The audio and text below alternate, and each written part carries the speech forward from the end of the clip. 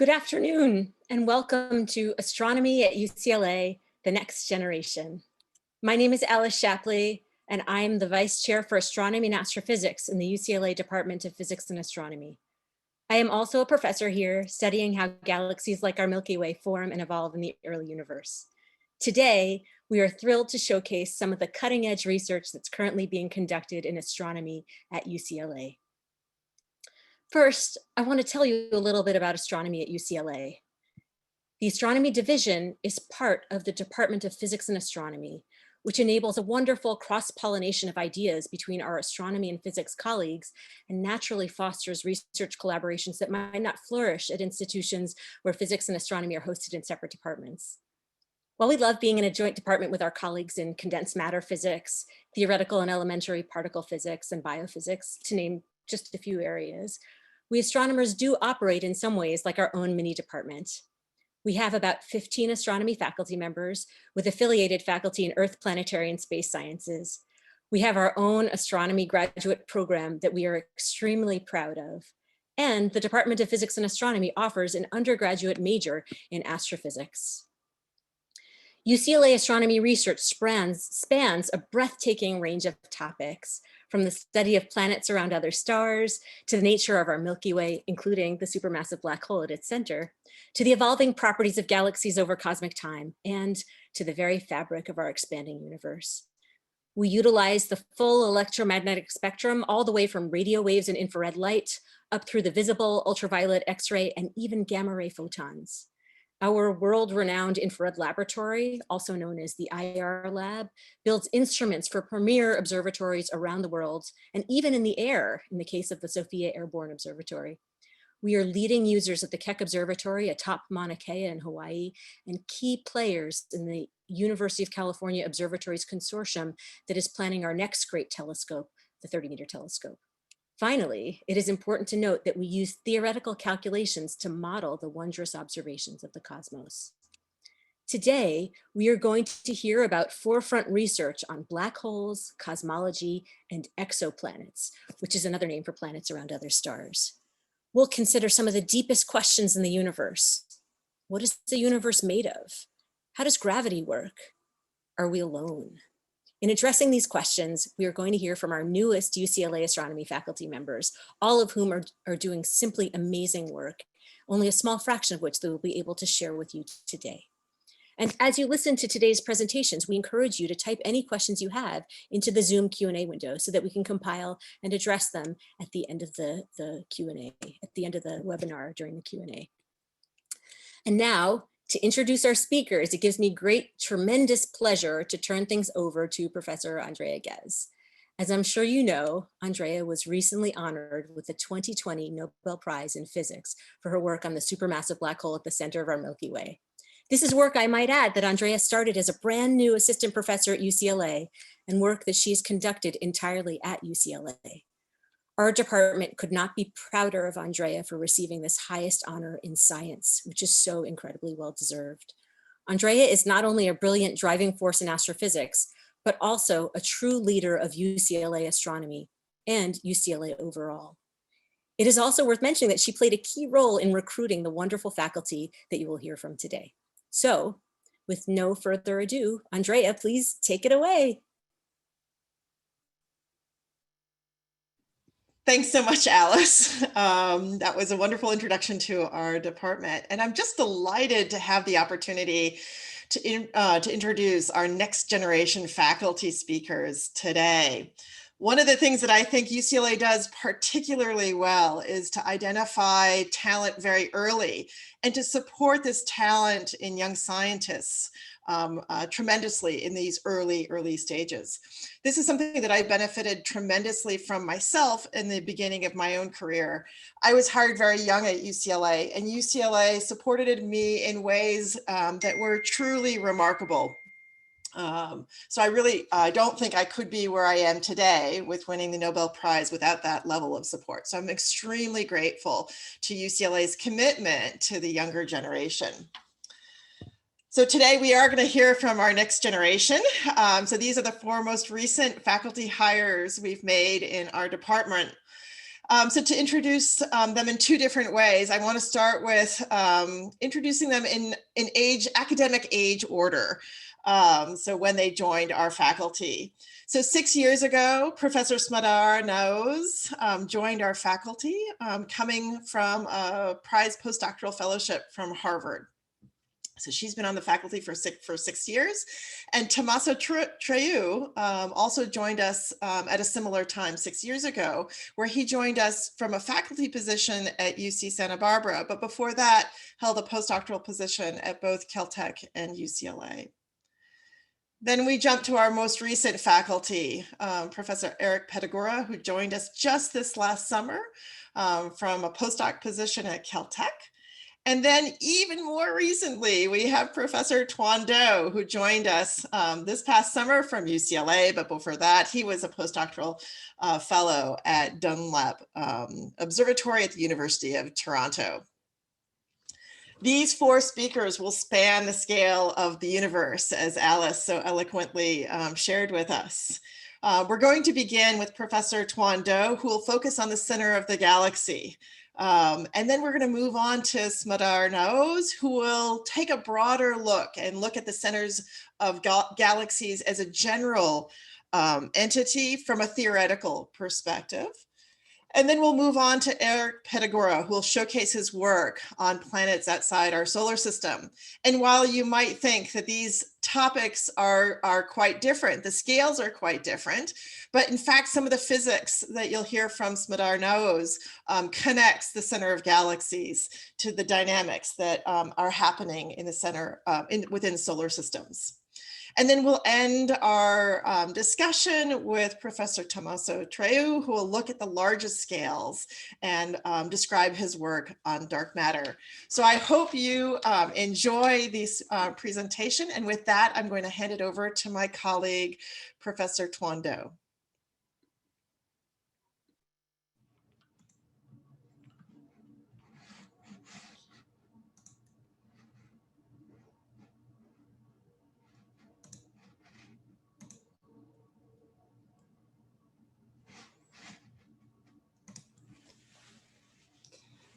Thanks so much, Andrea. And thank you, everybody, for coming to these virtual talks. Today, I'll give you a tour of the remarkable region that is the center of our galaxy.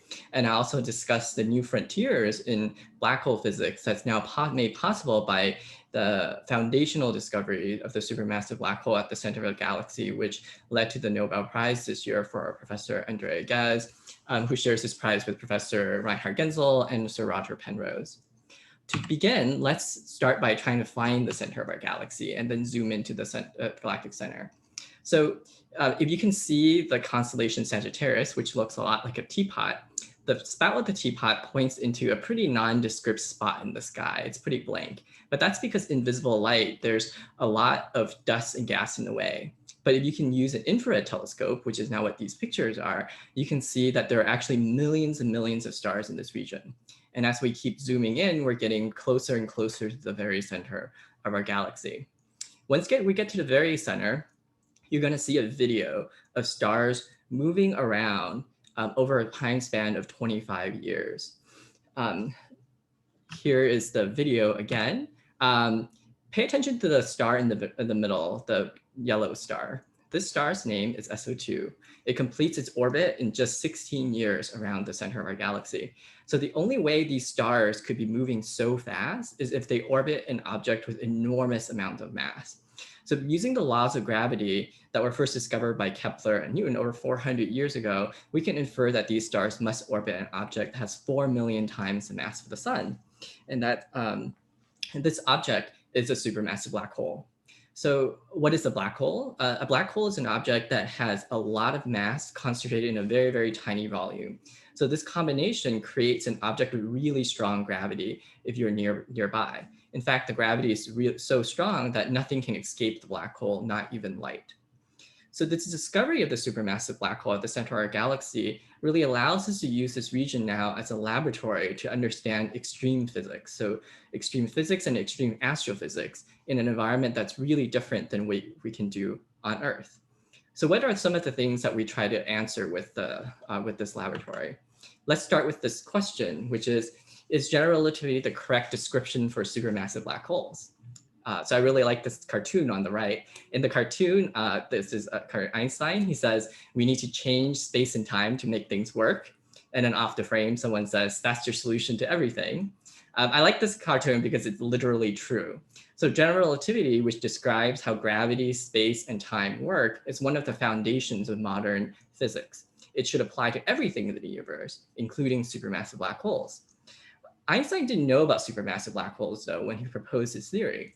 So maybe we can use it as a way to test if the predictions from general relativity should match what we see around the supermassive black hole at the center of our galaxy. How do we do this? In 2018, we had our first opportunity to do this test of general relativity around a supermassive black hole when that star, I was showing you earlier, SO2, went through its closest approach to the supermassive black hole. So now I'm going to show you an animation of this star, which is this yellow ball here going around the black hole. In this animation, what you see is that as the star goes around the black hole, it's going to get slightly redder.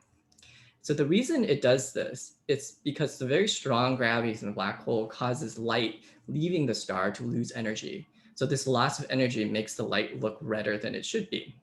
By observing SO2 as it goes around the supermassive black hole, therefore we can try to test the effect of general relativity on the behavior of light. So what do we see? This is a plot showing the measurements we made in 2018. So the x-axis is time, and then the y-axis shows how much the star SO2 was redshifted. So the black dot shows our measurements. In the dotted line in the middle of this plot, that shows the prediction that general relativity had on about how much redshift there should be. And then the solid line at near zero at the bottom is what Newton would have predicted without knowing general relativity. So you can see that indeed our measurements are pretty close to what general relativity predicted. What does this mean for general relativity? Well, Einstein's prediction was right, at least for now. We know, though, at some point, general relativity will break down around a supermassive black hole because black holes represent the intersection between general relativity, which describes the large scale of the universe, with quantum mechanics, which describes the universe at very, very tiny scales. So trying to unite these two areas is at the frontier of physics research right now, and black holes are at the center of this. So it's pretty remarkable that we can now do these experiments at the galactic center. So the importance of this redshift measurement is that it signals a new era for study at the galactic center. And so stay tuned for more to come on this front. I want to now though switch to talking about the black hole itself, because it's pretty interesting also. One of the biggest questions we have about supermassive black holes is how do they feed? How do they grow? What's the process by which it grows to its enormous mass today? If we take images at the center of our galaxy where the stars are orbiting, we see this. So this is a time-lapse video of about 3 hours of data from the Keck Observatory compressed in just a few seconds. So the flickering red object in the middle is at the location of the supermassive black hole. I said earlier that light can't escape from a supermassive black hole, so what's going on here? It turns out that materials such as gas and dust will heat up when it falls towards the supermassive black hole because it gets compressed. We see this material light up right before it falls into what's called the event horizon, basically the point of no return for black holes. So what's happening here at the center of our galaxy is we think that there's a rain of material basically constantly falling into the black hole. And we see at the location of the black hole, it brightens when some of these clumps of gas and dust falls in. But actually the galactic center is always a surprising and really ever-changing place. In 2019, we saw a pretty amazing change to the black hole's behavior. It became much more active than we had seen in the past 20 years of looking at the center of the galaxy. So this is a time-lapse video from one of the nights in 2019 showing a sudden burst of light from the black hole's location. So on this night, actually, this location got twice as bright as any other event we've seen in the last 20 years. So other nights in 2019 also shows data that has a lot of activity from black hole as well. So the big question is what's causing this activity? One hypothesis is that the star talking about previously, SO2, which went by the black hole in 2018. It could have maybe pushed gas that was near the black hole towards it. So this increasing amount of gas could increase the amount of brightness that we are seeing from this location. Another hypothesis is that this increased activity might be caused by a class of objects, which we call the G objects. So we think these are really big, fluffy objects that has a lot of gas in them, and that were created when two stars merged to form one big, fluffy star. And so we actually saw one of these objects pass by the black hole a few years ago. And when it went by the black hole, we saw that it got stretched out slightly, actually, from the gravity of the black hole. So if gas was pulled off this object at this time, kind of like this artist rendition that's shown here in this picture, it could have provided extra material for it to fall into the black hole. So unfortunately with COVID-19 though, we didn't get enough data in 2020 to really figure out what's going on with the black hole, but I'm really excited about what next year's observations might bring. I'll just end with the fact that the Galactic Center is really full of interesting astrophysics. I've discussed a lot about the star SO2 and the black hole, but actually each star that we've been observing tells us a story about this region and about how stars interact with supermassive black holes.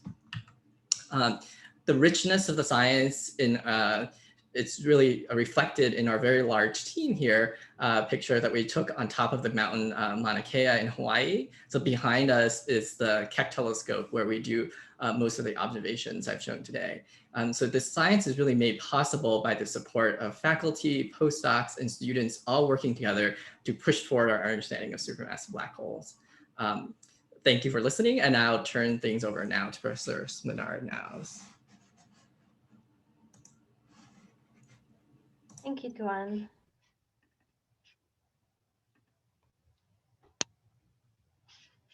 Hi, everyone. In this talk, I'm going to show you that at the center of the galaxies, just like our own galaxy, can be great nurturing grounds for gravitational wave sources. So our story begins over 1 billion years ago, when two black holes spiraled in together and merged to become one black hole.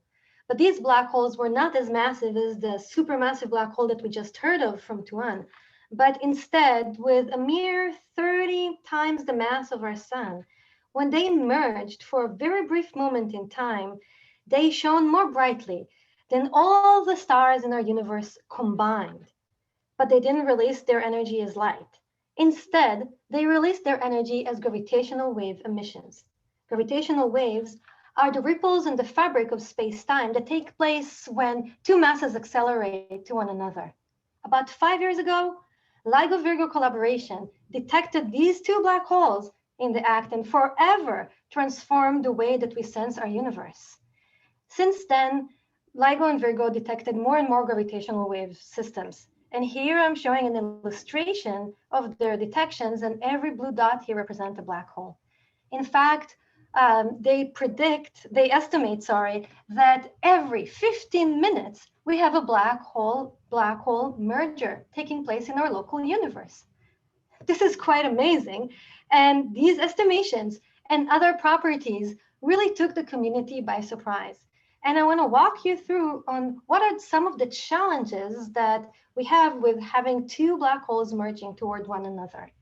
So we think that these black holes are the end results of a massive stars that evolve.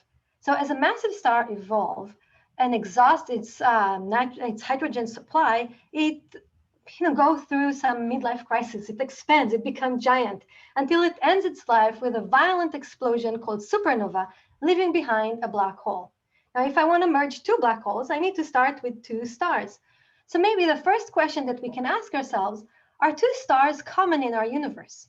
The answer is yes. It's common in the movies. This is Tatooine from Star Wars, but also common in our universe. In fact, our sun had a 50-50 chance of having a companion. So we know that they are common. Now let them evolve.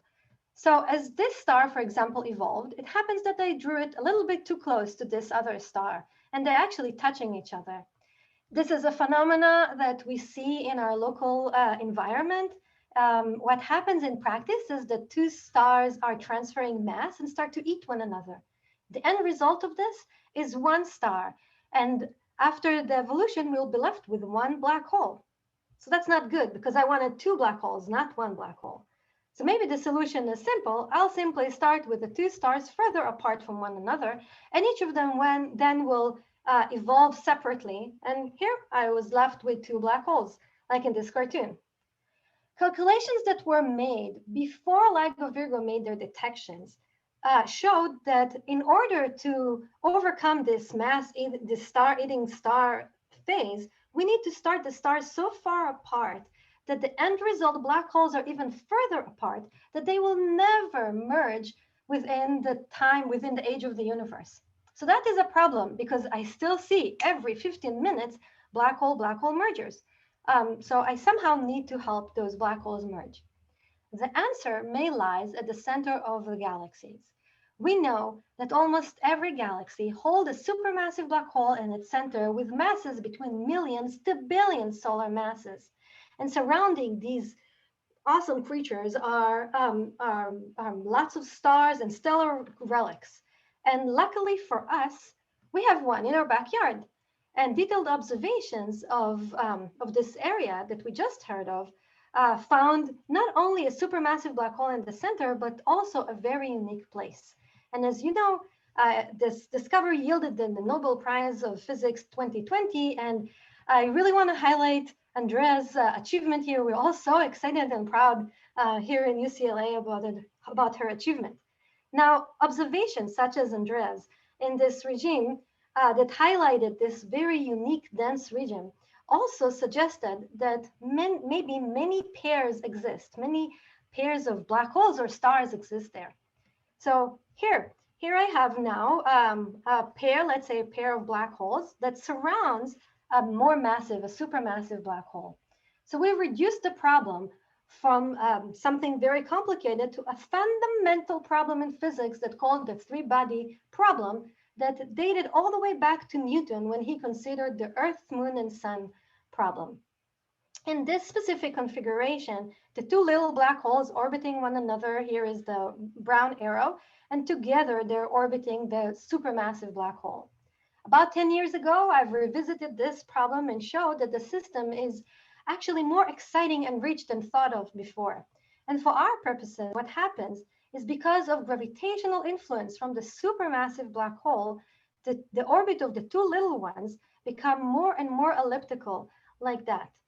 And because of gravitational waves, we get that with a little bit help of our supermassive black hole friend, we can get the two wide black holes to merge together.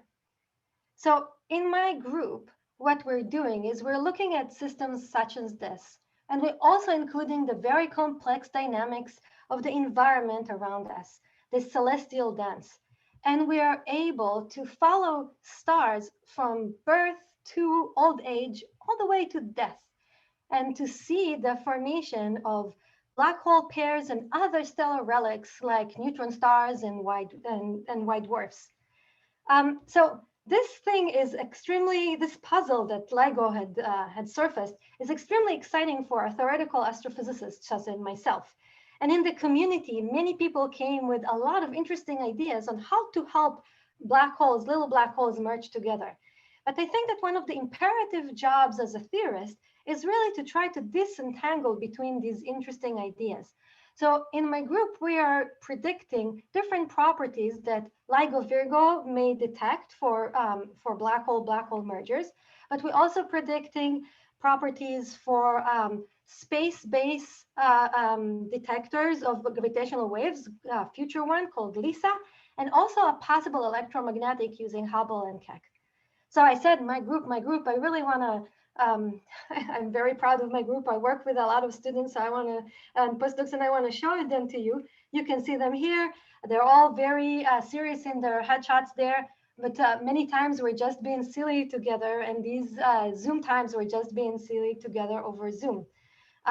So I showed you that gravitational wave sources can be found in the heart of galaxies. I'll be happy to answer questions in the Q&A, or feel free to contact me. Thank you. And I'll pass now the baton to Erik.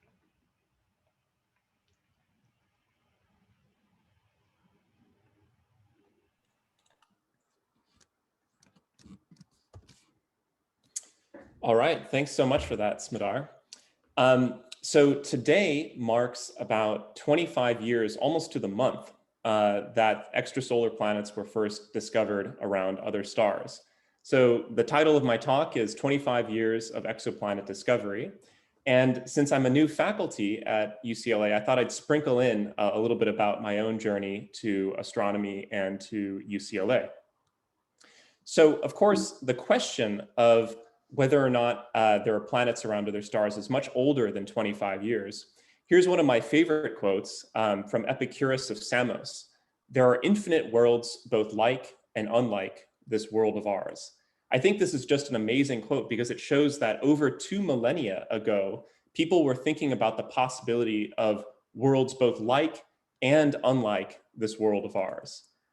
So Epicurus imagined both worlds like the Earth and rather different from the Earth. But of course, this was pure speculation. This was not a scientific question until much later. And in fact, 2,000 years after Epicurus posed that question, we still only had the planets that were visible to the naked eye in our census of planets. So these, of course, are Mercury, Venus, Earth, Mars, Jupiter, and Saturn. I'm showing them on a plot that I'll show a few times in this talk, which is planet mass on the y-axis and orbital period on the x-axis. So the Earth, of course, is at 1 Earth mass and 1 year orbital periods. Now, 300 years later, the count had only gone up by 3. So these are Uranus, Neptune, and Pluto. And I won't even put Pluto down on the plot because its time is running out. So just to clean up this plot a little bit, I'm going to move Jupiter, Neptune, and the Earth over to the other side of the plot, just to give you a touchstone of the masses of these different planets. So in 1995, something remarkable happened. A new planet was found around another star. This is called 51 Pegasi b, the first extrasolar planet ever found. And as you can see, it's roughly a Jupiter mass, but it's much closer to the sun than even Mercury is in our own solar system. So this was a rather surprising planet. The way in which this planet was found was through a technique called the Doppler method. So very simply, as a planet orbits the star, it tugs on that star a little bit, and we can detect that tugging, that wobbling, using the Doppler effect. And so as the planet orbits the star, it yanks the star around a little bit, it shifts the lines in the star's spectrum, and we can detect that with sensitive instruments on the Earth. Now, this is some real data showing the detection of 51 Peg b, and you can see that the planet changes its velocity by about 50 meters per second. This is the unit that we use in this field. 50 meters per second is about, highway driving speed. It's actually about 110 miles an hour, so maybe 405 speeds when there's no traffic. And this data showed us that nature indeed produces a much more diverse set of planetary outcomes than we see in our own solar system. 51 Peg b is a hot Jupiter. It's much closer to its host star than even Mercury is in our own solar system. Meanwhile, this planet was found in October of 1995. I actually was able to dig up a picture of myself from that time. And this was sort of an important time in my own journey because at that point I was really getting interested in astronomy, and I was obsessed with this astronomer named Tycho Brahe. And so here's me dressing up as him for Halloween. Nobody understood who I was trying to be. They all thought I was a pirate or something. So just returning once again to the Doppler method, I want to show sort of a more recent discovery with the Doppler technique. This is an Earth mass planet at a very short orbital period, but notice that the units on the y-axis have changed a little bit. So instead of 50 meters per second, we're detecting wobbles of 2 meters per second. And this sort of represents the limit of what we can do with today's technology. And we need to do a lot better if we want to detect Earth analog planets. So jumping ahead by 10 years, we've found about 100 planets using the Doppler technique. And on this plot, you'll notice a few planets that are colored with a different color. And these are planets found by the transit technique, which I'll explain in a few minutes. But if we fast forward to 2015, you can see that this new method revealed just a huge number of planets. And so the transit technique has kind of come into its own as a very fruitful way of finding extrasolar planets.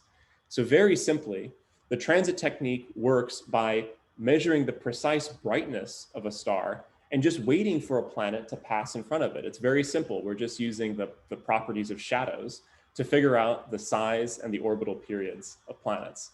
And this is something I worked a lot on in my PhD, using the Kepler Space Telescope, which was a mission to search for planets by the transit technique. One of the things I worked on for my PhD is the fraction of sun-like stars that have Earth-sized planets in the habitable zone. The habitable zone is traditionally defined as the range of orbital distances where liquid water could plausibly exist on the surface. So if you're too close, it's too hot, you might have a runaway greenhouse effect like Venus. If it's too cold, all of the water will be locked up in ice. I want to caution you, though, in taking this definition too seriously. I think there's a lot of hubris in assuming that all life requires water. And we can, in fact, have a lot of fun thinking about life that might exist with different biochemistry.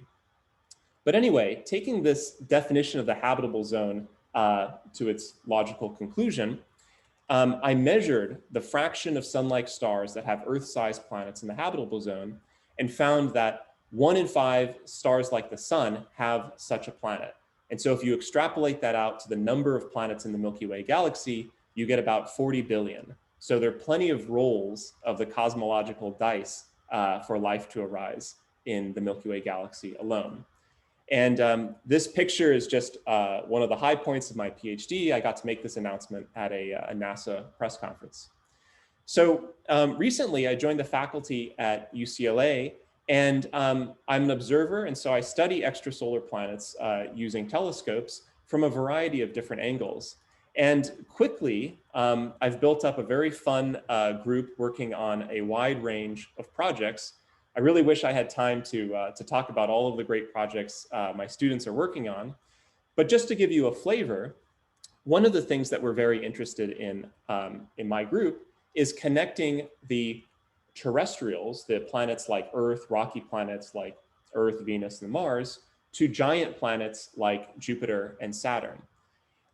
Because I think this requires a more nuanced concept of habitability. We don't want to restrict ourselves to this narrow definition of just Earth-like temperatures.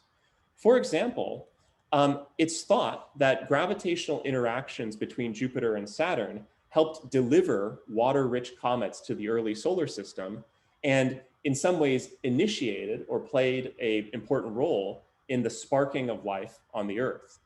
And then somewhat conversely, the giant planets today regulate the rate of impacts on the inner solar system. Those of you who remember Comet Shoemaker-Levy 9, when it crashed into Jupiter, will realize that Jupiter did us a big favor by sweeping up this comet that would otherwise cause a mass extinction on the Earth. So giant planets may be inextricably linked to habitability in the inner regions of solar systems. So in my last minute, I'll just return to this plot showing planet mass and orbital distance. Of course, I've colored it with more UCLA appropriate colors now.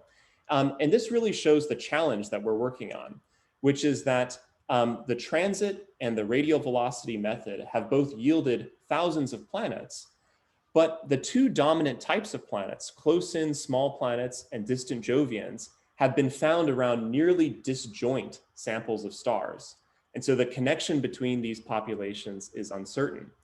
And so one of the things that my graduate student, Judah Van Zandt, is working on is using the mighty Keck telescope in Hawaii and the robotic automated planet finder in San Jose to study the connection between close-in small planets and distant giants.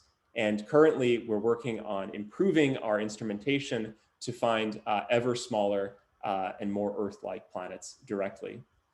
Okay, so I'll just conclude with this quote from Epicurus of Samos again.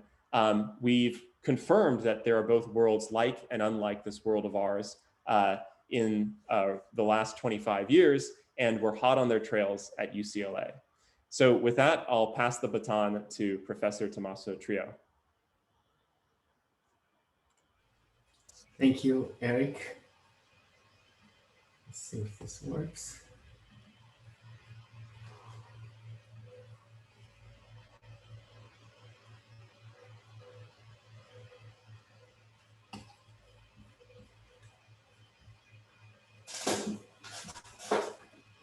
Ever since records began, humans have been asking the question, what is the universe made of?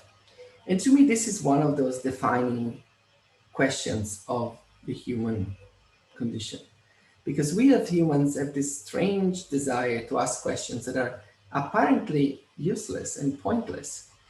And yet they not only reveal deeper mysteries and levels of understanding that are otherwise precluded to us, but occasionally also lead to very practical applications. For example, asking what the universe is made of led to the discovery of atoms and electrons and eventually electronics that makes this possible. So let's take this another step, and you'll see that this quest for understanding what is the universe made of leads us to a very, very bizarre outcome. So we'll start with a view from the Earth, atoms, and the standard model of particle physics. That's probably what most people would be answering if they were asked what is the universe made of. And then I will show you that there's two major surprises from the universe. Turns out that what we see on Earth is just a small fraction of what it's out there. Most of the universe is made of two things that we've never seen before. One is called dark matter and one is called dark energy. And I will give you a taste of my research in this area and what we're trying to do to find out what these mysterious components are. So if you ask any chemist or physicist or any person on Earth would say, well, the universe is made of atoms, like carbon, oxygen, nitrogen. If they are a little more into physics, they may say, well, the universe is made of quarks. Quarks are the particles they made up. They made up protons and neutrons and represent most of the mass of ordinary matter. But the surprise is that if you look up in the sky and you see something like this one, this is an image of a cluster of galaxies with lots of galaxies, each one bigger probably than the Milky Way that we've talked about so far. Well, in order to have a universe like the one we observe, we are forced to abandon the idea that the universe is made by quarks and atoms. So if the universe were only made of quarks and atoms, we would not have galaxies the way we see them in the sky. There's just no way that our understanding of Einstein's theory of gravity and our understanding of the laws of physics, we can make galaxies like these ones. So in order to explain the universe, we have to conclude that most of the universe is not made of atoms and quarks, but is made of mysterious things that we call dark energy and dark matter. If you do a cosmic pie, like the one shown here, it turns out that atoms, quarks, make only 4% of the mass energy density of the universe. 1/4 of it is made by what we call dark matter. In this case, it's labeled as cold for reasons that we'll see in a second. And 3/4 of it almost is known as dark energy. And a real picture of the universe would look more like the one that you see here on my screen, like this network of filaments of dark matter within which galaxies live and within which you find the atoms that we know and love. So how was this discovered? Well, this was, for example, dark matter was discovered in the 70s. If you look at the galaxy like the one shown here, the galaxy rotates, and it rotates way too fast for what the mass that we see can hold together. So when something spins like a bucket, you have to hold it with a rope, otherwise the bucket will fly away. And what is holding the galaxy together is gravity. And if the only thing making gravity is quarks and atoms, you don't keep the galaxy together. There has to be some other source of gravity. And for dark energy, this is a little cartoon of the universe. You can imagine after the Big Bang, the universe expanded. And depending on how much mass there is, the universe can slow down its expansion up to a certain point. But the big surprise, which led to the award of the Nobel Prize about 20 years ago, it was discovered that the universe is not only expanding, but it's accelerating its expansion. And a simple analogy is the one we can do in our own home. If we throw a pen or something up in the air, the pen will more likely slow down and come back to us. because gravity overtakes its initial speed. If we throw it really, really fast, it can escape Earth's gravity and continue into outer space. But we would never expect the pen to accelerate upwards. Instead, that is what we observe with the universe. The universe is not slowing down due to gravity, it's accelerating. So now we know these things exist. We know pretty much how much of dark matter and dark energy there is in the universe, but we don't know what they are. And there are some ideas. Let me run you through some of them. So as far as dark matter is concerned, these are two hypotheses. There's a lot of hypotheses out there because there's many ways in which you can conceive this according to the laws of physics. And the two examples here are what we call warm and cold dark matter. Those are both apparently consistent with what we see in the universe. And you see the main difference between these two pictures of galaxies is that the one on the left is much more clumpy and full of little dots than the one on the right, which is smoother. So the one on the left is made of what we call cold dark matter, and the one on the right is made of what we call warm dark matter. And those correspond to different kinds of particles, if we want to talk about particles. And so what my research showed that the warm dark matter kind of model seemed to be disfavored with respect to a cold dark matter kind of model, and of course that of others too. And so this could be, for example, a supersymmetric partner to particles that we know and love in the standard model, for example, if you are interested in that detail. What about dark energy? Here, there's even more bizarre explanations. So it was discovered, as I said, in the late 90s by looking at different exploding stars, and it was awarded a Nobel Prize for this discovery. And it has been since confirmed by a number of pieces of evidence.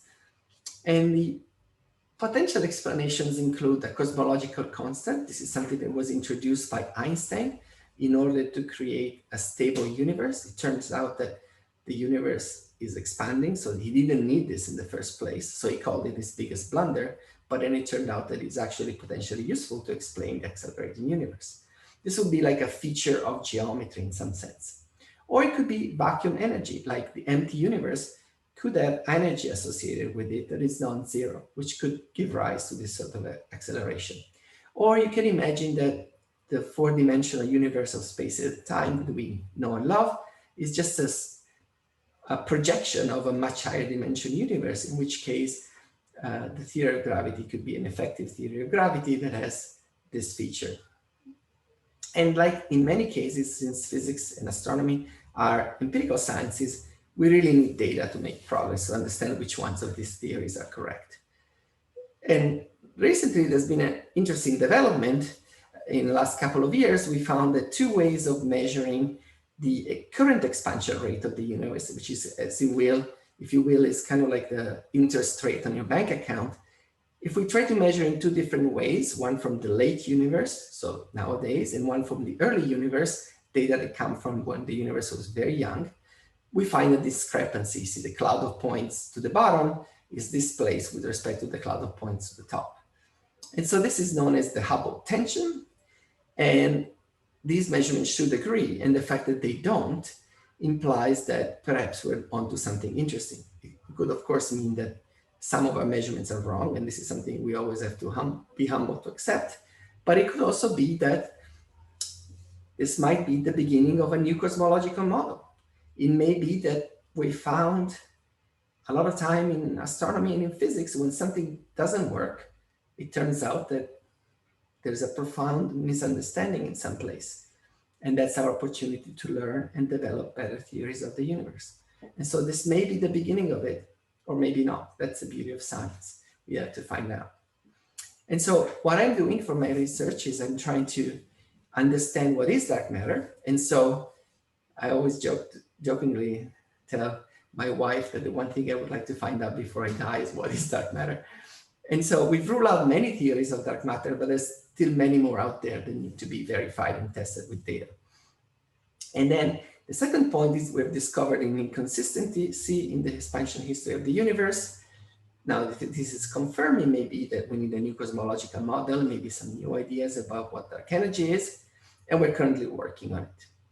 And with this, I will conclude my presentation. living up sort of one of the guiding principles of my career ever since I was a child. I really wanted to know what the universe was made of, and ultimately, what is the mass of the universe? And hopefully one day we collectively as humans will be able to answer this question. Well, thank you so much, Tommaso, and thank you to all of our speakers today for just such wonderful, wonderful talks that really showcased all the amazing stuff that's happening in our department. So thank you very much. And I can tell you that there are many, many questions that people have. And so I want to just dive right in, and I want to apologize in advance. I'm not sure we're going to get to cover everyone's questions because there are just so many of them. And I think this is just a sign of how exciting the presentations were, that we had such a nice, these talks clearly sparked a lot of interest. Okay, but I'm sorry, we do have to deal with one issue that came up in Erik's talk. Erik, I think you alarmed a couple of people with your remarks on Pluto. So can you clarify what you meant by saying that Pluto doesn't have too much time left there? Both Ellen Brokaw and Diane Siegel were pretty worried about what's going on with Pluto. So please tell us what you mean. Okay, so Pluto isn't going anywhere. Pluto is doing just fine. In 1995, Pluto only had about 10 years left as an officially recognized planet by the International Astronomical Union. So in 2006, with the discovery of many icy bodies beyond Neptune, we realized that Pluto wasn't, Pluto was only one of a number of objects which we now call the Kuiper Belt. By the way, the Kuiper Belt was co-discovered by another faculty at UCLA, Dave Jewett. So anyway, astronomers in 2006 decided we either need to call all of these new bodies we're finding in the Kuiper Belt planets, or we need to change our definition of planet a little bit. So in 2006, Pluto was demoted to a dwarf planet, but that doesn't make it any less of an interesting object. And in fact, when the New Horizons spacecraft flew by Pluto, it was a really sort of stirring experience to see a world kind of emerge from the unknown. So Pluto doesn't care, and it'll be around for billions of years. Thanks for clarifying that, Erik. Okay, so now we'll come back to Erik in a little bit, but let's switch gears for a moment. We have so much ground to cover, so much space to cover. Smadar, Gordon Dolphy had a question about supermassive black holes merging. So the question is, do supermassive black holes ever merge? And if so, could we detect their gravitational waves? Oh yes, we do expect that supermassive black holes will merge. And it's a very exciting thing to think of, especially in the light of LISA, which I mentioned briefly in my talk, which is a new space-based gravitational wave detector. We need to be more sensitive and lower frequencies of the waves in order to detect supermassive black hole merging. And we really think that it's happening because remember how I said that almost every galaxy hosts a supermassive black hole in its center? So one of the ways that galaxies grow is by galaxy cannibalism. They eat each other too. So an end result that seems very likely is that two supermassive black holes will eventually find each other and merge. So we expect to detect them. And the process of them merging and what will happen in between is also extremely exciting. So great question. Thank you. Okay, thanks, Smadar. Thanks so much. Okay, so let's see. So let's switch gears. Actually, no, let's stay on black holes for another minute. So Tuan, we have a question from Ivy Kim about why doesn't the star SO2 get sucked into the supermassive black hole? Yeah, that's a good question. So I think it comes with a little bit of a misnomer about black holes. So black holes are not like cosmic vacuum cleaners that sort of suck things in. It's quite hard for things to fall into the black hole. Basically, you need to be pretty much aimed directly at the black hole. So most objects, when they get close to the black hole, they'll just orbit the black hole. And so that's what's happening with SO2. And so that's why when I was talking about feeding the black hole, it's actually kind of a hard question of how do you throw enough material into the black hole to feed it. There's only very specific kinds of orbits that will fall into the black hole. Okay, great. Okay, terrific. Okay, so now let's see. We have a question for Tommaso, this is from John Hawk. And the question is, how can you determine that dark matter is not black holes or other non-luminous degenerate matter? Very good question. In fact, so this is one of the open questions. So we know it's not a certain kind of black holes because we've done experiments that would have revealed. So for example, we know that dark matter cannot be made of solar mass black holes like more or less with the mass of the sun. And there are many ranges of black hole mass that we can rule out. But there are some ranges of black hole mass that are still allowed. And it's possible that at least a fraction of dark matter may be made of primordial black holes that were formed soon after the Big Bang and are just left over from that time. This is an open question that we're actively investigating. And hopefully in a year from now, maybe I'll have an answer for you. Okay, wonderful. Okay, so let's see. So I have another, I want to go back to planets. Okay, so we have a question from Henry Morgan, which is that transit technique, the transit technique requires that the planet passes in front of the star. We're missing any planets that are orbiting the same plane as the one we're seeing the star in. So do we have a method to track such planets? Yeah, so that's a good observation. So yeah, the transit technique only works when the planet is aligned with the star and our line of sight so that we see it pass in front of the disk of the star. And if you think about it, that's actually a pretty finely tuned requirement. So for example, from any particular vantage point, so an alien system trying to observe the Earth would only have about a 1 in 200 chance, 1 in 200 probability of being able to observe the Earth transiting across the sun, because most of those sight lines are not transiting. The geometry just doesn't work out. So when we do these transit missions with Kepler or other surveys, we actually have to de-bias. We have to account for the fact that most of these planets do not transit in front of their star. And we can do that in a statistical sense, but indeed we are missing a lot of planets that don't transit. Thankfully, there are other techniques that can detect planets that don't transit, such as the RV technique, which I talked about at the beginning of my talk. So we have plenty of different ways to study planets.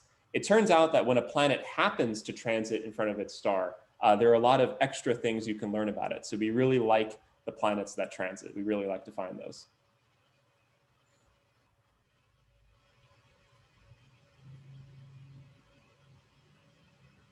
Sorry, I was muted. Now I'm back. Okay, so now we have another question for Smadar. I think you'll like this one. This is kind of interesting. So this is from Susan Bell Warner. She asks, so is it a good thing or a bad thing when stars merge to form black holes? Do we want to help them merge, or do we want to avoid that, which in turn may lead to the black holes merging? So. Oh, that's an excellent question. I don't think there is a good or bad. It's just so exciting. We do find that stars merge before they become black holes. And in fact, we also find that supermassive black holes in the center of a galaxy can also help two stars to merge even more efficiently before they become black holes. And that relates to some hypotheses that we have to the nature of the object that you heard from Tuan a minute ago. Well, it was actually more than a minute ago. It was at the beginning of the session. That's called G2, the puffy thing that may give some mass, but maybe inside of it is hiding actually a core of two stars merging together. So I cannot say if it's a good or a bad thing. I can just say that it's so exciting, and the physics predicts that these merger components should be there because we cannot go around it. It's really straightforward physics. So unfortunately, I did not actually answer your questions as good or bad because I think they both are great. Okay, wonderful. Okay, so let's see. So now I have a really interesting question. This is for Tuan from Michael Rosenzweig, and so the question is a black hole created every time a star explodes? Which is a really good question. Not every time. So we think that a black hole is created only when the most massive stars explode. So stars with greater than about 8 times the mass of their sun will tend to explode in these violent explosions that end their lives. And so the end of their lives, they can either form what's called a neutron star, which is a core that's very, very dense, just of neutrons, or they can become a black hole. So this is a big question of or they can just completely disintegrate and not have any black holes. And so this question is actually really important to understand how many black holes there are in the universe, is trying to figure this question out. Okay, great. Okay, so now we have a question for Tommaso. This is from April Luce. So she wants to know, do we have any idea what forms dark matter, or just that it must exist in order to explain or justify the gravity and structure of our universe? So I wish. You know, like some of the observations, like the rotation of So we galaxies, know yeah. for sure that, I mean, unless we really do not understand gravity, it must be there. But we don't know what it is. We have some pretty good ideas. So some of the leading contenders are, for example, some massive twin of the proton or neutron, something like that. But we don't know for sure which one it is. And that's what I really would like to find out as part of my research. Okay, great. Okay. All right. So now I want to head back to planets. This is a really interesting question from Chen Quan Liu, who wants to know, for the exoplanets that have already been found, are more of them terrestrial like Earth or Jovian like Jupiter? Oh, good question. Yeah, right. Good question. Yeah, well, the answer would have been different, I think, 3 or so years ago. So today, the most common planet we have in our, census of planets that we've found is, in fact, roughly the size of the Earth. So the most common planet that's been discovered is between the size of the Earth and Neptune.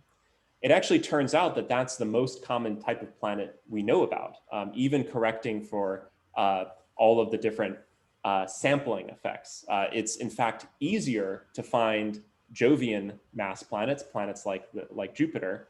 But even with that additional ease of finding them, the smaller planets are more common. One thing that's actually very interesting, though, is that in our own solar system, we have 0 planets between the size of Earth and Neptune. There's a gap in the planet sizes in our solar system between Earth and Neptune.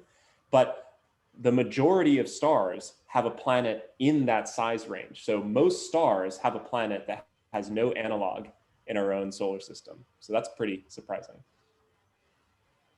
Okay, great. Thanks so much. Okay, so Smadar, we have a question for you from Judith Berman about what exactly is LIGO Virgo. Maybe you can talk a little bit more about the observatories that are studying gravitational waves. Okay, sure. LIGO Virgo is, it's an excellent question. LIGO Virgo is, it stands for the Laser Interferometer Gravitational Wave Observatory. It's the largest such system exists so far. It has an arm that is approximately 4 kilometers in length. And this type of system takes 2 sources of light and and basically combine them together, form an interface pattern. So what happens is that gravitational waves are, even though they release a lot of energy, the space-time itself is extremely stiff. It's rigid. It doesn't like to be changed. So even though those 2 black holes that I started my story with dumped an energy equivalent to 3 solar mass in energy, the change that they create in an arm, for example, in the LIGO arm of 4 kilometers, is 1/10 with the power of 21. So this is 1 with 21 zeros behind it, which is enormous. So the change is so small that they have these 2 arms, and they shoot lasers between these 2 arms and mirrors, and they try to detect these very, very small changes. And this is LIGO, and Virgo is a similar instrument. And this way they can triangulate and try to figure out where it's coming from. That's an awesome question. Thanks. Great, thanks so much. Okay, so we have this is another question for Tuan. And it's from Jack Roberts. And the question is, what is the local environment near a star orbiting a supermassive black hole? And I know this is something you've thought a lot about, Tuan. So. Oh yeah, it's really, really extreme. So one way to think about this is between us and the closest star, Alpha Centauri, to the surface of the sun, is about 4 light years. So there's a lot of blank space. But if we're at the center of the galaxy, in that volume of space, there would be 1 million stars instead. So essentially your night sky would be really different. It would be completely lit up. Also in this environment, these stars are not like the sun. They are much, much brighter and they produce much more UV light. The black hole itself produces high energy emission. So it has X-rays, gamma rays, you name it. It is extremely active. So it's very unlikely we would live, I guess, if we were at the galactic center. So probably if life is there, it would be very different than here, for example. Okay, great answer. Okay, so this is a question from Elliot Emmer that really cuts across some of the different topics that have been discussed today, and it's a question for Tommaso. So the question is there currently any research that explores dark energy or dark matter being a source of, quote, food for black holes? To our knowledge, do they only feed on visible matter? Oh, okay, so very good. So this is very interesting. So dark energy is kind of like, we think more of it as like a property of space-time, not something like that moves or goes into things. We may be wrong, of course, but that's kind of like the leading idea. Whereas, as far as dark matter we're concerned, there's no reason why it couldn't end up in a black hole. In fact, dark matter behaves like any other kind of matter. And so there could be dark matter inside black holes for sure. And the interesting thing is, as I always tell my students, it doesn't matter if you throw pineapples or dark matter into a black hole, that you can't tell, because in the end, once stuff is into a black hole, the only thing that matters is the mass. So we'll have no way of ever finding out what is the mass inside of a black hole made of. Okay, great. Thanks so much. Okay, so this is just such a good question. I'm actually going to go back to John Hawk, who had another question, but it's a really important question for Erik, which is how useful is the habitable zone? How useful is the habitable zone concept? The moon is in the habitable zone, but it can't hold water. Yeah, I think you're right on the money there. The habitable zone is at best a sort of a point of reference, a way of describing the range of orbits that are plausibly Earth-like. So this is mainly just what we've used historically in the short history of exoplanet research to talk about the range of habitability. So the boundaries where liquid water could exist on an Earth mass planet. The moon is too low mass to hang on to water at its orbital distance. So that's why the moon is dry. But I think that the question, or at least the skepticism of this kind of naive habitable zone, is very well founded. We might sort of flip it and consider planets outside our nominal habitable zone, which could in fact be habitable. And so one of the places that I would most like to see a probe go to in our own solar system are the icy moons of Jupiter. So Europa around Jupiter, and then also the moons of Saturn. So Enceladus and Titan. All of these moons have liquid of some sort, either on their surface or below a crust of ice. And it's possible that life emerged on these moons as well. So I think we need to be very humble and open to life living outside of the habitable zone. But you have to start somewhere, and a range of orbits where liquid water could exist is at least a starting point, but it's by no means definitive. Great, thanks, Erik. Okay, so I just want to switch gears a little bit and ask Tommaso another question, just because the James Webb Space Telescope is so much on our minds these days as we prepare our first round of proposals for the telescope. So Jason Dackler asks the question, how will new instruments such as the James Webb Space Telescope or the concept of an observatory on the moon possibly enhance our understanding of our galaxy and the universe beyond? Well, I would say that the James Webb Space Telescope is going to affect all of our understanding. Like every field that we've discussed is going to be affected somehow by the James Webb Space Telescope. It's just such a leap in our capabilities. We've never had anything so powerful in space. We've never had just not the combination, not just the size of the telescope, but it's also the location of the telescope is very far from Earth. So it can be very cold and look into the very infrared. It also has very powerful instruments on board. So I think it will revolution. I would be disappointed if it didn't prove a lot of what we know wrong, actually. So we'll see, but I think it will revolutionize our understanding of the universe in many, many ways. And it's Wonderful. less than a year from launch, so fingers crossed. Halloween 2021. That's right. Okay, and so we're almost out of time. So I think I just want to open the floor to all the panelists for one last question. This is from Patricia Weber, and she asks, do any of you have aspirations to go to the International Space Station? So I will open this question to any panelist who wants to jump in. I would love to go. I actually looked into this. Oh. I'm too tall to go into space.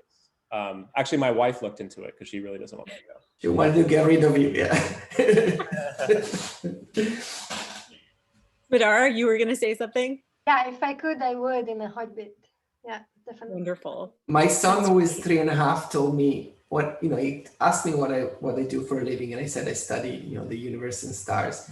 And he told me, don't go to outer space, it's dangerous. So of course I cannot go to outer space. Sounds good. Okay, great. Okay, well, with that, I would like to thank everyone for attending Astronomy at UCLA, the Next Generation, and a really warm and heartfelt thank you to our amazing speakers for sharing the wonder of the cosmos with everyone today. Just so you know, the recording of our webinar will be available on the UCLA Division of Physical Sciences website later this week. Also, we encourage you to visit the UCLA Astronomy website to learn more about our department. And we look forward to meeting you in person during easier times. And in the meantime, take care, stay safe, and once again, thank you very much. Thanks.